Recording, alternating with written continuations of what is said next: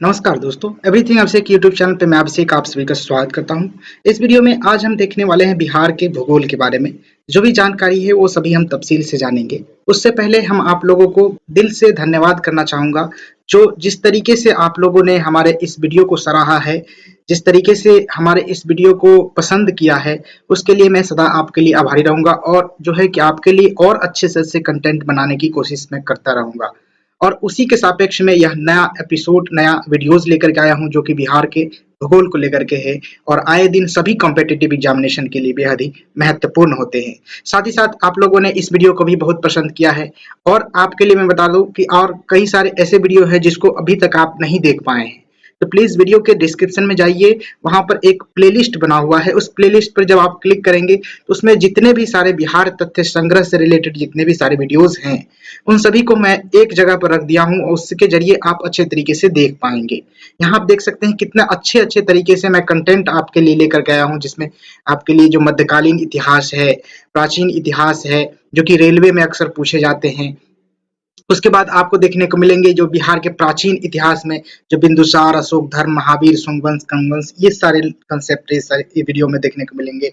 और साथ ही साथ जो आप लोगों ने पहला वीडियो, जो पहला क्लास है, वो वीडियो अभी तक आपने नहीं देखा होगा। मैं ऐसा करता हूं कि अभी तक आप नहीं देखे होंगे। प्लीज इस वीडियो को जाकर के देखिए। इसमें आपको इससे जो क्वेश्चन आएंगे ना, बेहद ही अच्छे तरीके से क्वेश्चन आते हैं। यहाँ बिहार के जो सामान्य परिचय है, बिहार के सामान्य जानकारी है, जैसे कि उसका क्षेत्रफल कितना है, उसकी मैप का ढांचा किस तरीके का है, उसमें कौन कौन से जनजाति रहते हैं, कौन कौन से धर्म है, सारे कुछ को इसमें समाहित किया गया है इस वीडियो में।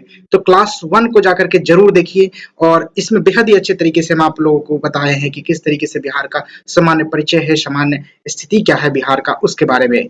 आइए इन सभी जानकारी को अलग रखते हुए वीडियो को लाइक कर दीजिएगा इन्हीं सभी जानकारी के साथ, और अगर चैनल पे अभी तक नए हैं तो प्लीज सब्सक्राइब करके बेल आइकन प्रेस करिएगा ताकि आपको नए वीडियो का नोटिफिकेशन समय से मिलता रहे। साथ ही साथ लगे हाथ शेयर कर दीजिएगा दोस्तों के साथ और आगे बढ़ते हैं। और वीडियो को लास्ट तक देखना मत भूलिएगा। और इसमें भी हम आप लोगों के सुविधा के लिए चैप्टर बना दूंगा। तो वीडियो में चैप्टर बनाने के लिए थोड़ा सा समय लगेगा। जब लंच होगा वीडियो, यानी कि जब पब्लिश होगा, तब आपको चैप्टर नहीं मिलेंगे। उसके बाद थोड़ी देर के बाद आपको चैप्टर मिल जाएंगे, जिसके माध्यम से आप स्पेसिफिक चैप्टर पे जाकर के आप अच्छे तरीके से देख पाएंगे। बिहार के भूगोल की बात करें तो सबसे पहले इस वीडियोस के अंतर्गत हम रखेंगे बिहार के भौतिक विभाजन और बिहार के भौतिक स्थिति को लेकर के कुछ जानकारी रखेंगे, और जो कि इंपॉर्टेंट होगा सभी एग्जामिनेशन के लिए। और बिहार के जो जलवायु है उसके बारे में भी जानने की कोशिश करेंगे। वीडियो को लास्ट तक देखिएगा और लाइक कर दीजिए। इसी बात पे आगे बढ़ते हैं। सबसे पहले देखें तो देख सकते हैं आपके स्क्रीन पे दिख रहे होंगे बिहार के भूगोल। यह चैप्टर 3 होगा, ठीक है। यह इडुटेरिया के जो बिहार तथ्य संग्रह है उस पे बेस्ड होता है यह वीडियो। और देखेंगे सबसे पहले बिहार की जो तथ्य है, परिचय है, भौगोलिक स्थिति को लेकर के, इसके बारे में जान लें। तो कहता है कि बिहार भौगोलिक रूप से एक मैदानी राज्य है। कैसा है? मैदानी राज्य है। यह गंगा के मैदानी क्षेत्र में बसा हुआ एक समृद्ध क्षेत्र है। ध्यान रखेंगे, यह बिहार जो है कहाँ बसा हुआ है? तो गंगा के मैदानी क्षेत्र में बसा हुआ एक समृद्ध क्षेत्र है। यह नेपाल के तराई क्षेत्र से विंध्य पहाड़ी एवं धारवाड़ चट्टानी क्षेत्र तक विस्तृत है। ध्यान रखेंगे, नेपाल के तराई क्षेत्र से विंध्य पहाड़ी एवं धारवाड़ के जो चट्टानी क्षेत्र है वहां तक हमारा जो बिहार राज्य है वह विस्तृत है। आगे बढ़ेंगे तो बिहार पूर्वी भारत में स्थित राज्य है, जो कि भौगोलिक रूप से 3 भागों में विभाजित है। भौगोलिक रूप से बिहार को कितने भागों में विभाजित किया गया है? तो 3 भागों में विभाजित किया गया है। पहला आप देखेंगे तो पर्वतीय तराई क्षेत्र, दूसरा आपका मैदानी क्षेत्र और तीसरा है पठारी क्षेत्र। तो इसके बारे में भी हम तफसील से जानेंगे। यहाँ पर आप देखेंगे तो पर्वतीय और तराई क्षेत्र की बात करें तो पर्वतीय और तराई क्षेत्र की बात करते तो सबसे पहले आता है सोमेश्वर श्रेणी, उसके बाद रामनगर दून, उसके बाद आता है दून घाटी। मैदानी क्षेत्र की बात करें तो उत्तरी गंगा का मैदान, दक्षिणी गंगा का मैदान आता है मैदानी क्षेत्र के अंतर्गत। पठारी क्षेत्र की जब हम बात करते हैं तो धारवाड़ चट्टान और विंध्य चट्टान सामने आता है। आगे बढ़ेंगे तो कुछ मैप के तरीके से हम जानेंगे, जिसमें कि किस तरीके से विभाजन किया गया है बिहार का। तो देख सकते हैं ये मैप है हमारा बिहार का, और इसमें आपको देखने को मिलेंगे तो ये फुल मैप आप देख सकते हैं। ये आपका नॉर्थ हो गया, उत्तर हो गया, उसके बाद ये आपका ईस्ट हो गया, और इधर आपका हो गया वेस्ट, और नीचे हो गया आपका साउथ। तो ध्यान रखेंगे। अब हम बात करते हैं तो इसमें मैप के माध्यम से थोड़ा बहुत जानकारी हासिल करने की कोशिश करते हैं। जो सोमेश्वर की श्रेणी है, दून की घाटी और रामदून, ये तीनों आपको देखने को मिलेंगे। ऊपर आपका पश्चिमी चंपारण है और इसके नीचे आपका पूर्वी चंपारण है। तो इसको ध्यान रखेंगे। ये जो चंपारण का इलाका है इसमें आपको ये पहाड़ी इलाका आपको देखने को मिलता है, पहाड़ी इलाका ध्यान रखेंगे। उसके बाद बात करें तो नीचे आप देखेंगे तो सोमेश्वर की घाटी से होते हुए यानी पश्चिमी चंपारण और पूर्वी चंपारण से होते हुए इधर आपको गंडक नदी और बीचों बीच आप देखेंगे तो ये गंगा नदी की स्थिति आपको दिखाई देंगे। उसके बाद महानंदा नदी इधर से आपको देखने को मिलेगा कटिहार वगैरह में इधर। उसके बाद ये कोसी महानंदा दोबा है। उसके बाद कोसी नदी आपको यहाँ पर देखने को मिलेगा। यहाँ पर मधुबनी और इधर दरभंगा, समस्तीपुर, मुजफ्फरपुर इस तरीके से है। और ये गंडक कोसी देवबा है। इसको भी ध्यान रखेंगे कि किसकी स्थिति किधर है। घाघरा नदी की बात करें तो ये देखेंगे तो इधर उत्तर प्रदेश से निकलते हुए इधर आता है, बिहार में प्रवेश करती है। सोन नदी की बात करें तो यहाँ पर आपको देखने को मिलेगा। और नीचे की बात करें जैसे झारखंड की तरफ तो यहाँ देखेंगे नीचे में झारखंड है। तो देखेंगे यहाँ पर मगध का मैदान है, दक्षिणी का पठार यानी पठारी इलाका जो बात करें तो छोटा नागपुर वगैरह जो झारखंड के क्षेत्र के स्थिति में आपको देखने को मिलेगा। यहाँ पर अंग का मैदान है, मगध का मैदान, ये सारे स्थिति आप देख गए होंगे मैप के अंतर्गत। अब जानते हैं इन सभी फैक्टरों को विस्तृत से। अब जानेंगे यहाँ पर हम बात करते हैं सबसे पहले जो क्षेत्र था वह पर्वतीय तराई क्षेत्र था। उसके बारे में जाने तो पर्वतीय और तराई क्षेत्र किसे कहते हैं तो यहाँ से जानकारी हासिल करेंगे कि बिहार के उत्तर पश्चिम भाग में हिमालय पर्वत की शिवालिक श्रेणी का भाग अवस्थित है। बिहार के उत्तर पश्चिम भाग में हिमालय पर्वत की शिवालिक श्रेणी का भाग अवस्थित है। इसका कुल क्षेत्रफल की बात करें तो लगभग यह 932 वर्ग किलोमीटर है। यानी कि कुल जो क्षेत्रफल है शिवालिक श्रेणी का तो उसका हम बात करें तो इसका कुल क्षेत्रफल 932 वर्ग किलोमीटर है। इसका विस्तार की जब हम बात करते हैं तो इसका विस्तार मुख्य रूप से पश्चिमी चंपारण जिले में इसे 3 उपवर्गों में विभाजित किया गया है। जैसे देख सकते हैं पश्चिमी चंपारण जिले में इसके 3 उपवर्गों में विभाजित किया गया है। पहला आप देख सकते हैं सोमेश्वर श्रेणी, उसके बाद दूसरा है रामनगर दून और तीसरा है दून की घाटी। सोमेश्वर श्रेणी की बात करें तो त्रिवेणी संगम पर यह नेपाल एवं बिहार की सीमा निर्धारित करता है। यानी त्रिवेणी संगम पर यह किसकी सीमा निर्धारित करता है, नेपाल एवं बिहार की सीमा को निर्धारित करता है सोमेश्वर श्रेणी। जिसकी ऊंचाई की बात करें तो 874 मीटर है इसकी सोमेश्वर श्रेणी की ऊंचाई और यह बिहार के सबसे ऊंची चोटी के रूप में भी जाना जाता है। रामनगर दून की बात करें तो इसका विस्तार हरहा नदी घाटी में है। ध्यान रखेंगे इसका जो विस्तार है रामनगर दून का तो यह हरहा नदी घाटी में है। इस क्षेत्र में अधिकतम जो ऊंचाई है वह 240 मीटर है। दून की घाटी की बात करें तो इसका विस्तृत सोमेश्वर श्रेणी एवं रामनगर दून के बीच है और इस घाटी को हरहा नदी के घाटी भी कहा जाता है। तो ध्यान रखेंगे जो हरहा नदी की जो घाटी है किसे कहा गया है तो दून की जो घाटी है उसे कहा गया है। और दून की घाटी का जो विस्तार आप देखेंगे तो सोमेश्वर श्रेणी एवं रामनगर दून के बीच के आपको दिखेंगे। उसके बाद बात करते हैं मैदानी क्षेत्र, मैदान के बारे में, यानी कि बिहार में जो मैदान है वह किस तरीके के हैं उनसे जुड़े फैक्ट के बारे में। यहाँ पर मैदानी क्षेत्र की बात करें तो बिहार के कुल भूभाग का 96% भाग मैदानी है और इस मैदानी भाग का निर्माण गंगा और उसकी सहायक नदी के निपेक्ष में हुआ है। इसको भी ध्यान रखेंगे जो 96% जो भाग है मैदानी भाग है वह उसका जो निर्माण आप देखेंगे तो गंगा एवं उसके जो सहायक नदी है उसके निक्षेप से हुआ है। जलोढ़ मिट्टी वगैरह जो बालू वगैरह जो ढो करके लाती है बाढ़ वगैरह में तो उसके कारण हुआ है। इस मैदान के मध्य से गंगा नदी बहती है। तो आप देखे ही होंगे शुरू में मैप में हमें दिखाया था कि बीचों बीच जो है गंगा नदी बहती है बिहार के। और यहाँ पर बात करें तो गंगा नदी की अवस्थिति यानी जो इसका अवस्थिति है गंगा नदी का अवस्थिति के आधार पर इसे 2 उपवर्गों में विभाजित किया गया। यानी गंगा नदी की जो अवस्थिति है उसके आधार पर हम बात करें तो बिहार को 2 उपवर्गों में बांटा गया है। अब देखते हैं तो पहला है उत्तरी गंगा का मैदान। अब उत्तरी गंगा की मैदान की बात करें तो गंगा नदी के उत्तर में नेपाल सीमा तक इसका जो है कि विस्तार आपको देखने को मिलेगा। गंगा नदी के उत्तर में नेपाल सीमा तक इसका विस्तार आपको देखने को मिला उत्तरी गंगा मैदान का। और इस मैदान का ढाल आप देखेंगे तो उत्तर से दक्षिण तथा उत्तर पश्चिम से दक्षिण पूर्व की ओर है। एक बार फिर से देखेंगे जो गंगा के जो उत्तरी गंगा मैदान है बिहार के जो उत्तरी गंगा मैदान है इसकी बात करें तो इस मैदान का जो ढाल आप देखेंगे तो उत्तर से दक्षिण तरफ और उत्तर पश्चिम से दक्षिण पूर्व की तरफ इसकी देखने को मिलता है ढलान। और इस मैदान भाग को 3 दोबाओं में बांटा गया है।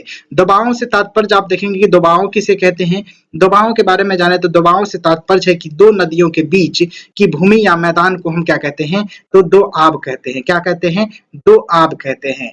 ये सभी दो आब क्षेत्र अपने जलोढ़ मृदा एवं उर्वरता के प्रति उर्वरता के लिए जो है कि प्रसिद्ध है। ध्यान रखेंगे, जो नदी के जो बीच होते हैं, बीच वाले जो भाग होते हैं, इस नदी से भी जलोढ़ मिट्टी आया और इस नदी से भी जलोढ़ मिट्टी आया और इसको पाट देता है, भर देता है। तो इसमें जो मिट्टी की जो उर्वरा शक्ति होती है वो बहुत ही अधिक मात्रा में होती है। तो यही बात यहाँ पर कहा गया है और इसी क्षेत्र को दो आब कहा जाता है। आगे बात करें तो उत्तरी गंगा मैदान के अंतर्गत ही 3 पॉइंट और हैं। उसको जाने तो घाघरा गंडक दोआब आता है और गंडक कोसी दोआब आता है और लास्ट आता है तीसरा कोसी महानंदा दोआब। ये 3 दोआब आते हैं जो कि 3 गंगा के जो मतलब 3 जो दोआब आते हैं ये कौन-कौन से नदी के बीच है, घाघरा गंडक के बीच है पहला, दूसरा है गंडक कोसी के बीच और तीसरा है कोसी महानंदा के बीच। ये दोनों तीनों जो स्थिति है किस तरीके से है वो आप जान गए होंगे। नेक्स्ट जो फैक्ट देखेंगे और कहता है दूसरा पॉइंट जो कि दक्षिण गंगा का मैदान के रूप में है कि दक्षिण गंगा का मैदान के बारे में जाने तो गंगा नदी से दक्षिण और दक्षिण से दक्षिण से पठारी पहाड़ी क्षेत्र के मध्य स्थित मध्य दक्षिण गंगा का मैदान अवस्थित है। दोबारा से देखेंगे कि दक्षिण गंगा का मैदान क्या है, तो गंगा नदी से दक्षिण और दक्षिण के पठार पहाड़ी क्षेत्र के मध्य दक्षिण गंगा का मैदान अवस्थित है। तो ध्यान रखेंगे। और उत्तरी गंगा मैदान की तुलना में इसका आकार क्या है, तो छोटा है। उत्तरी गंगा का जो मैदान है उसके आकार से यह दक्षिण गंगा का मैदान है वह छोटा है। इसका निर्माण की बात करें तो इसका निर्माण गंगा के अतिरिक्त पठारी नदियों के निक्षेप से हुआ है और इस क्षेत्र को 3 उपवर्गों में बांटा गया है। जो दक्षिणी गंगा मैदान का जो क्षेत्र है उसको भी 3 उपवर्गों में बांटा गया है। पहला है गंगा सोन दोआब, दोआब तो आप जान ही गए होंगे, दो नदियों के जो बीच वाले जो क्षेत्र होते हैं उसे दोआब कहते हैं। यहाँ पर गंगा सोन नदी का दोआब है। उसके बाद मगध का मैदान आप देख सकते हैं। तीसरा है आपका अंग का मैदान। तो ये जो है 3 आपको देखने को मिलेंगे उपवर्ग जो मिलेंगे जो दक्षिणी गंगा मैदान के हैं। अब आगे बढ़ेंगे तो और जानकारी हम यहाँ से हासिल करने की कोशिश करेंगे। तो यह पठार के परिप्रेक्ष्य में होगा। पठार के बारे में जाने तो बिहार के दक्षिणी सीमा में, बिहार के जो है कि दक्षिणी सीमा पर पठार एवं पहाड़ी क्षेत्र अवस्थित है। इसको ध्यान रखेंगे। बिहार के कौन सी सीमा पर पठार अवस्थित है, तो बिहार के दक्षिणी सीमा पर पठार एवं पहाड़ी क्षेत्र स्थित है जो झारखंड से सीमा साझा करते हैं। और बात करें तो यह दक्षिण में स्थित पठारी जो क्षेत्र है, पठारी क्षेत्र में 2 क्रम की चट्टान अवस्थित है। यानी दक्षिण में जो स्थित है पहाड़ी क्षेत्र उसमें 2 क्रम के जो है 2 टाइप के जो चट्टान की अवस्थिति है, 2 प्रकार के जो चट्टान अवस्थित है। पहला आप देखेंगे तो धारवाड़ चट्टान है और दूसरा है आपका विंध्य चट्टान। अब धारवाड़ चट्टान कहाँ पाए जाते हैं, तो मुंगेर में आपको देखने को मिलेगा, जमुई में, नवादा में, गया, ये 4 जो डिस्ट्रिक्ट है इसमें आपको धारवाड़ चट्टान देखने को अधिकतर मिलते हैं। उसके बाद बात करें विंध्य चट्टान की। विंध्य जो चट्टान है वो आपको कैमूर और रोहतास में देखने को मिलता है। यहाँ से भी कई तरीके से प्रश्न बना करके पूछे जा सकते हैं, इसको भी ध्यान रखेंगे। आगे बात करते हैं तो कुछ अन्य महत्वपूर्ण तथ्य के बारे में जानने को मिलेगा जो कि रिलेटेड है इसी फैक्ट से। तो यहाँ पर देखेंगे कि बिहार के उत्तरी गंगा के मैदान में प्राकृतिक रूप से जलमग्न निम्न भूमि क्षेत्र को चौर या फिर मन कहा जाता है। या आप ध्यान रखेंगे, चौर या फिर मन किसे कहा जाता है, तो प्राकृतिक रूप से जलमग्न निम्न भूमि क्षेत्र को हम क्या कहते हैं, चौर या फिर मग्न कहते हैं। इसको भी ध्यान रखेंगे। यह बिहार के उत्तरी गंगा मैदान में प्राकृतिक रूप से पाए जाते हैं। आगे देखेंगे तो गंगा के मैदानी बाढ़ क्षेत्र में बनने वाले विशेष आकृति क्षेत्र को क्या कहते हैं, तो दियारा प्रदेश कहते हैं। दियारा प्रदेश कहा जाता है। आगे फैक्ट देखेंगे तो उत्तरी गंगा मैदान में कई मन या फिर चौर जो कि जलमग्न हो जाते हैं निम्न भूमि, तो उसे कहते हैं मन और चौर। तो उत्तरी गंगा मैदान में कई मन और चौर जो है कि क्या है, तो गोखुर झीलों के रूप में पाए जाते हैं। ये गोखुर झील कहाँ पाए जाते हैं, तो उत्तरी गंगा मैदान में पाए जाते हैं। किस रूप में, तो चौर या फिर मन के रूप में। आगे देखेंगे तो कुछ फैक्ट और है कि दक्षिणी गंगा मैदान के तटबंध से लगे दक्षिण की ओर गहराई वाले क्षेत्र को टाल क्या कहते हैं, तो टाल कहा जाता है। ध्यान रखेंगे, जो दक्षिणी गंगा मैदान के तटबंध से लगे दक्षिण की ओर गहराई वाले क्षेत्र को क्या कहा जाता है, तो टाल कहा जाता है। आगे देखेंगे तो उत्तरी गंगा का मैदान बाढ़ के विभीषिक के लिए प्रसिद्ध है। ध्यान रखेंगे, जो उत्तरी गंगा का मैदान है वह बाढ़ के विभीषिका के लिए जो है क्या है, तो प्रसिद्ध है। बाढ़ की विभीषिका के लिए प्रसिद्ध है उत्तरी गंगा का मैदान। अब देखेंगे तो कुछ चार्ट के माध्यम से हमें देखने को मिलेगा जानकारी। यहाँ पर अब बात करते हैं, प्रकार है, निर्माण का काल है, और क्षेत्र है, और विशेषताएं हैं। अब बात करें कि धारवार जो चट्टान है, धारवार का निर्माण कब हुआ, किस काल में हुआ, इसकी बात करें तो प्री कैम्ब्रियन जो समय था, काल था, उस समय में हुआ। और इसका जो क्षेत्र आपको देखने को मिलेगा, धारवार जो क्षेत्र है वह आपको देखने को मिलेगा मुंगेर में, जमुई में, नवादा में, गया, राजगीर आदि में आपको देखने को मिलता है धारवार चट्टान से रिलेटेड क्षेत्र।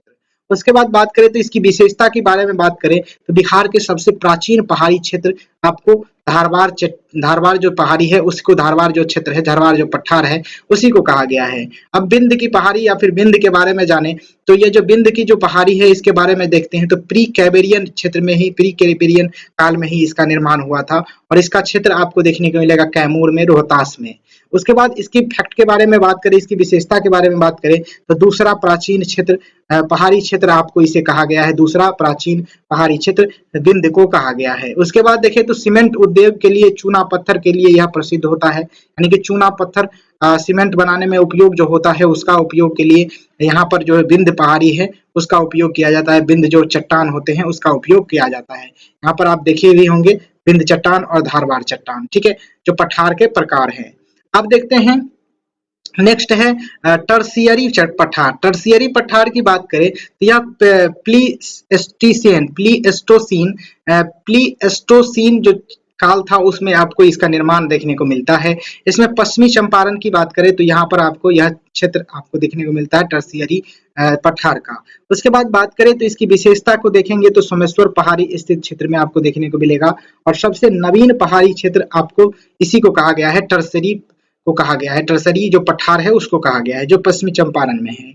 अब क्वार्टरनरी देखेंगे तो क्वार्टरनरी के बारे में देखें तो प्लीस्टोसीन एवं होलोसीन दोनों काल में आपको देखने को मिलेगा इस तरीके के जो पठार है उसका निर्माण। इसकी बात करें तो यह क्षेत्र आपको देखने को मिले गंगा का मैदान में।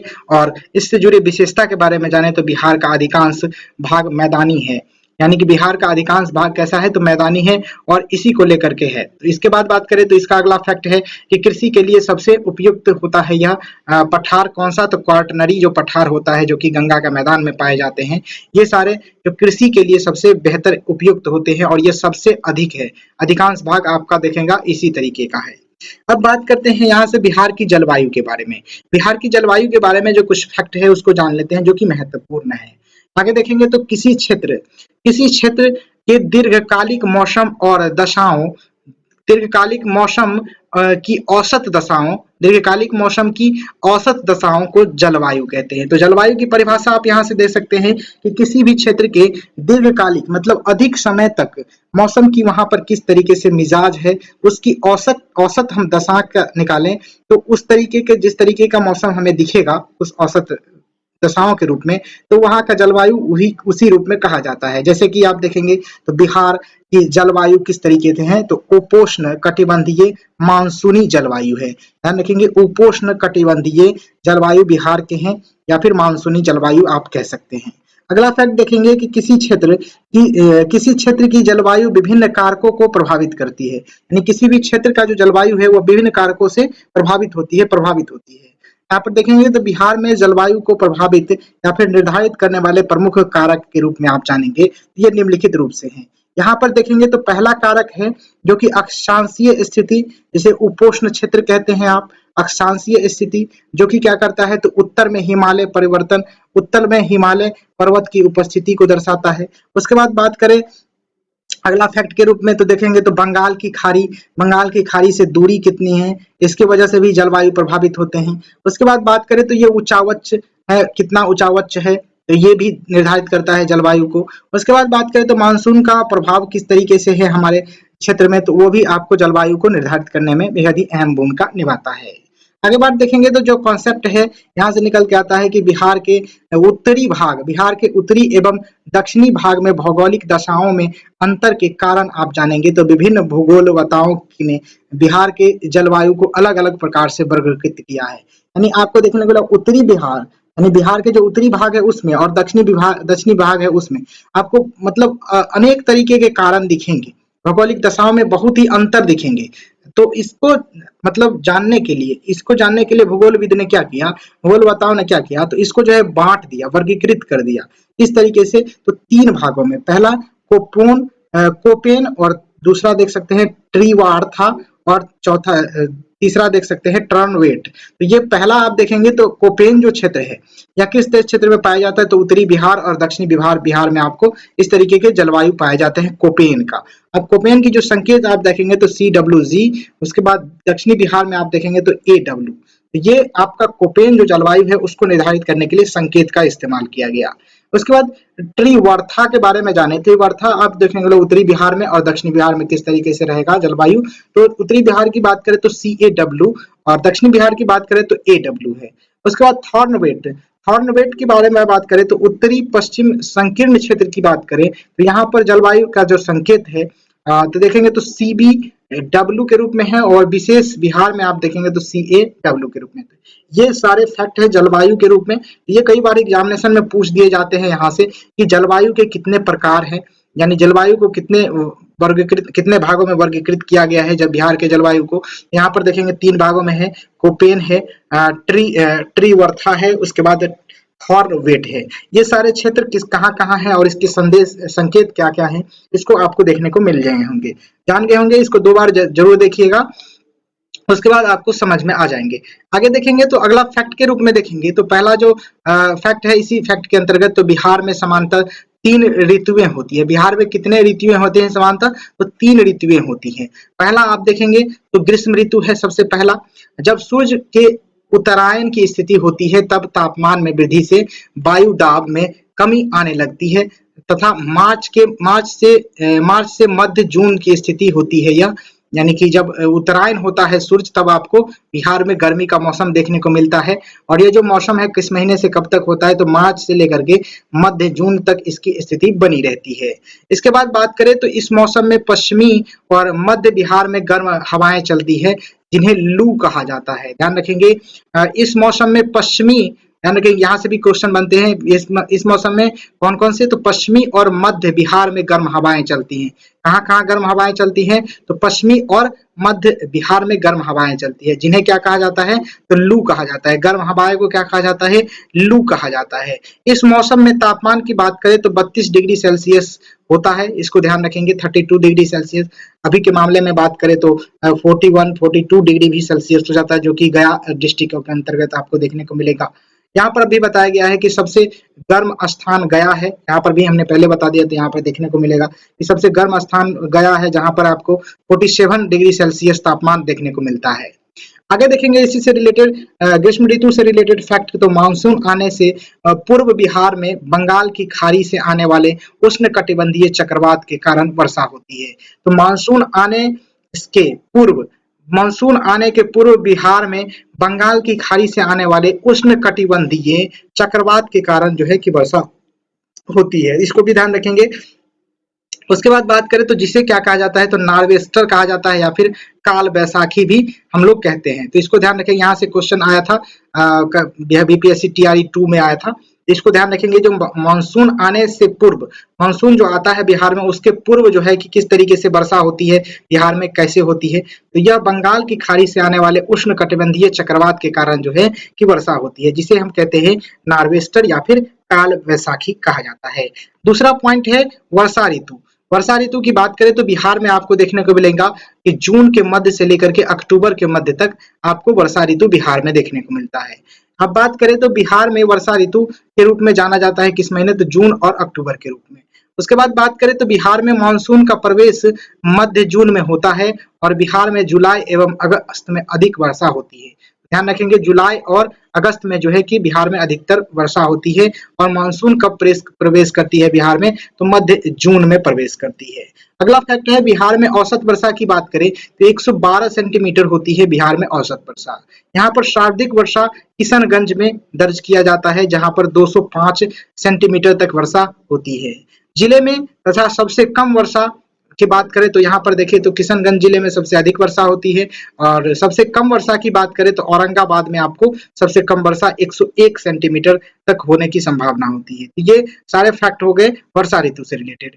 और कुछ फैक्ट है वर्षा ऋतु से रिलेटेड तो जान लेते हैं यहाँ से कि बिहार में दक्षिणी पश्चिमी मानसून के बंगाल की खाड़ी की शाखा से सर्वाधिक वर्षा होती है। यानी बिहार में दक्षिणी पश्चिमी जो मानसून है उसके जो दक्षिण पश्चिम मानसून की बंगाल की खाड़ी की शाखा से सर्वाधिक वर्षा होती है। बिहार में उत्तरी बिहार में जो है कि उत्तरी भाग अधिक वर्षा प्राप्त करता है जिसके कारण जो है कि उत्तरी बिहार बाढ़ से तथा दक्षिणी बिहार का कुछ भाग सूखा से प्रभावित होता है। इसको ध्यान रखेंगे किस कारण, जिसके कारण क्या होता है तो उत्तरी बिहार में बाढ़ परेशान करता है और दक्षिणी बिहार में बात करें तो यह सूखा से प्रभावित रहता है।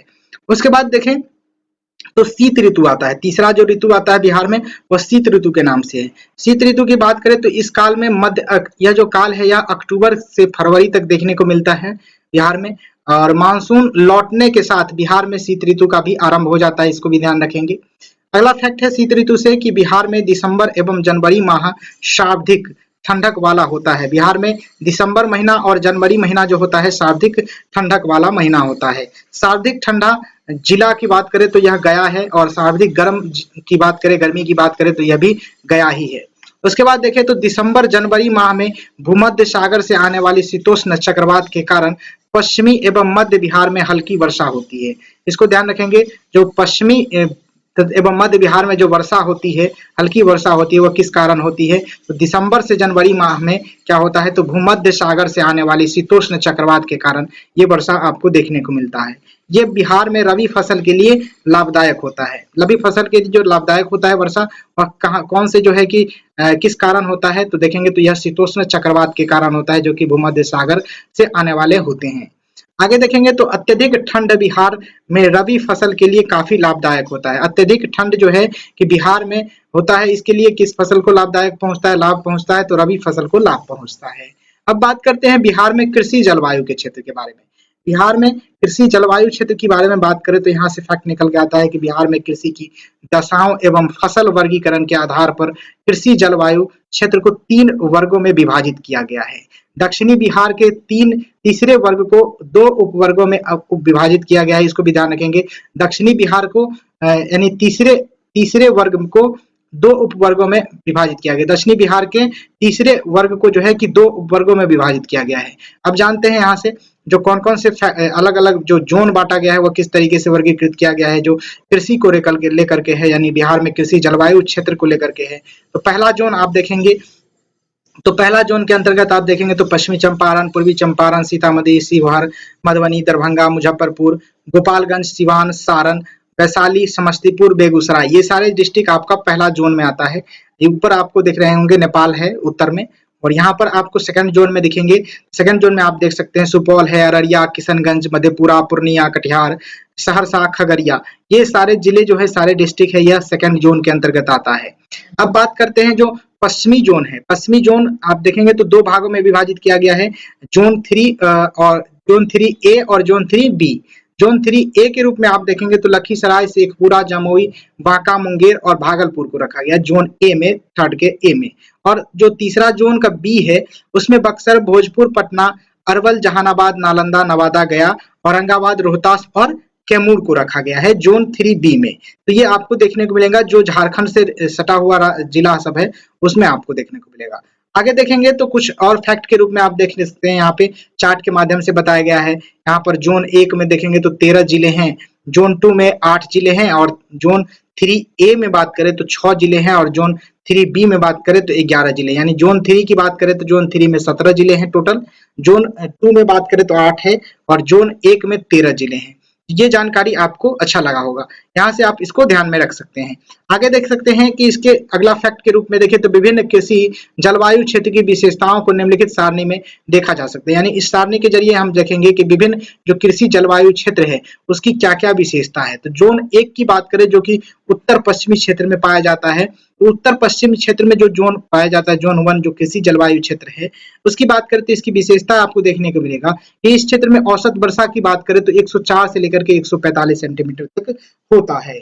यहाँ पर आप देखेंगे तो खादार मिट्टी की प्रधानता होती है। यहाँ पर अधिकतर आपको कौन सी मिट्टी पाई जाती है, तो खादार मिट्टी पाई जाती है। इसके जो मुख्य फसल की बात करें तो जोन 1 में जो फसल उपजाए जाते हैं या फिर उत्तर पश्चिम बिहार के उत्तर पश्चिम क्षेत्र में जो फसल उपजाए जाते हैं वह गन्ना, धान, गेहूं, अरहर, मक्का इस तरीके के जो फसल होते हैं वह आपको अधिकतर देखने को मिलेगा। जोन 2 की बात करें तो जोन 2 की विशेषता की बात करें तो इस क्षेत्र में औसत वर्षा की बात करें तो 120 से लेकर के 140 सेंटीमीटर तक होती है। और मुख्य फसल जो है जोन 2 में देखने को मिलता है जो कि उत्तर पूर्वी क्षेत्र में बात करें तो उत्तर पूर्वी क्षेत्र बिहार में किस तरीके के फसल होता है तो जूट, धान, चाय, मक्का ये सारे फसल आपको देखने को मिलेगा जोन 2 के अंतर्गत जो कि उत्तर पूर्वी क्षेत्र में स्थित है। अब जोन 3 जो कि दक्षिणी क्षेत्र में स्थित है, यहाँ पर देखेंगे तो वर्षा की जो प्रतिशत है वो 95 से लेकर के 115 सेंटीमीटर तक होती है। यहाँ पर आपको देखने को मिलेगा अधिकतर मिट्टी की जो प्रकार होती है वह बंगार मिट्टी होती है। यहाँ पर इसके जो मुख्य फसल की बात करें दक्षिणी क्षेत्र में तो यहाँ पर गेहूं, दाल, अरहर, चना इस तरीके के जो फसल होते हैं यहाँ पर अधिक मात्रा में उपजाए जाते हैं दक्षिणी क्षेत्र में। इसको ध्यान रखेंगे। ये फैक्ट आपको किस तरीके से लगा निश्चित रूप से आप कमेंट बॉक्स में बताइएगा। नेक्स्ट वीडियो में हम जानेंगे बिहार का अपवाह तंत्र के बारे में। इस वीडियो में हम जाने बहुत सारे कृषि क्षेत्र के बारे में और जलवायु के बारे में और साथ ही साथ जो भौतिक स्थिति है हमारे बिहार की जो किस तरीके से है उसके बारे में हम कंसेप्ट जानने की कोशिश की। नेक्स्ट वीडियो में हम जानेंगे बिहार के अपवाह तंत्र यानी कि बिहार की नदियों के बारे में, कहां कहां से कौन से नदियां बहती है, इन सभी कंसेप्ट को हम नेक्स्ट वीडियो में समझने की कोशिश करेंगे।